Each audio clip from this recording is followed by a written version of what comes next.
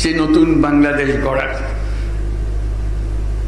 সে নতুন বাংলাদেশ গড়বই, এই হবে আমাদের শপথ।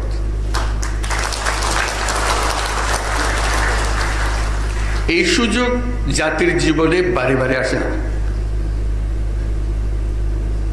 চিন্তা করে দেখুন কি এই সুযোগ, সমস্ত কিছু থেকে আপনি মুক্ত, অতীত আপনাকে আর টানবে না, আপনি নতুন ভাবে জন্মগ্রহণ করেছেন, নতুন ভাবে অগ্রসর হবেন। নতুন করে যেই স্বপ্ন তারা আমাদের মনে জাগিয়ে দিয়েছে, সেটা যদি আপনার মনে রেখাপাত করে, তাহলে সেই স্বপ্ন পূরণে আপনিও শরীক হবেন। এটাই তো বিষয়। যে সুযোগ আর কখনো আসে কিনা জানি না, এই সুযোগকে যেন আমরা হারিয়ে না ফেলি।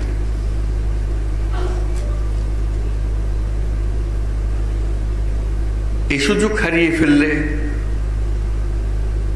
জাতির কাছে আর কিছুই অবশিষ্ট থাকবে না। সেটাই আপনাদের কাছে আবেদন। এখানে কোনো অভিযোগ, পাল্টা অভিযোগ করার বিষয় না।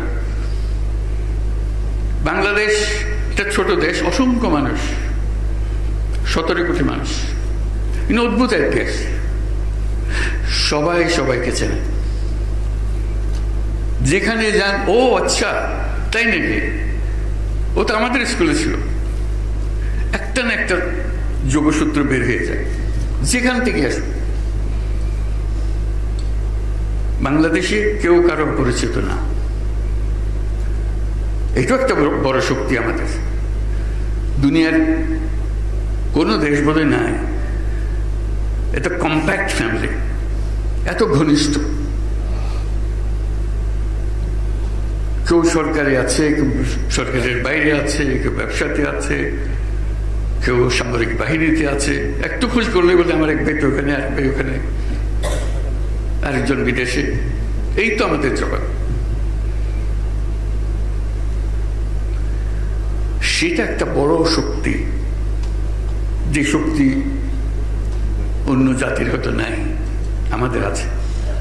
তো সেই দিকে আপনাদেরকে দৃষ্টি আকর্ষণ করব। কিন্তু মূল লক্ষ্য,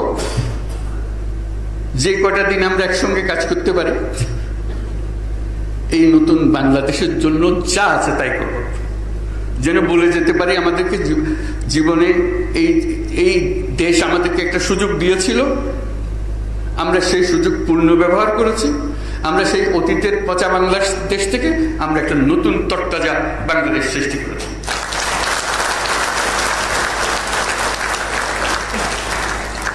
এবং এটা আমরা পাই, এটা কোনো কল্পনা, কল্পকাহিনী না। আমার দৃঢ় বিশ্বাস, আপনারা যদি মন ঠিক করেন, খুব দ্রুত গতিতে এই নতুন বাংলাদেশ আমরা গড়ে তুলতে পারি। চলেন একসঙ্গে কাজ করি।